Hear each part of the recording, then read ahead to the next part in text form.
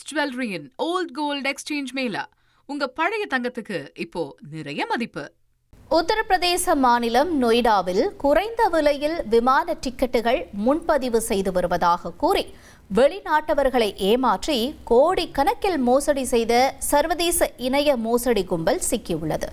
Sector 63 பகுதியில் போலி call centre நடத்தி வந்த இந்த கும்பல் அமெரிக்கா மற்றும் ஐரோப்பிய நாடுகளின் குடிமக்களை குறிவைத்து விமான நிறுவன பிரதிநிதிகள் போல நடித்து நம்பிக்கையை ஏற்படுத்தி பணத்தை பறித்ததாக சொல்லப்படுகிறது.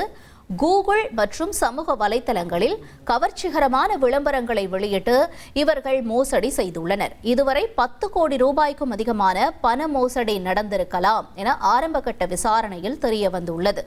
இந்த வழக்கில் 13 பேர் கைது செய்யப்பட்டுள்ள நிலையில் மடிக்கணினி மற்றும் மொபைல் போன்கள் உள்ளிட்ட சாதனங்கள் பறிமுதல் செய்யப்பட்டுள்ளன.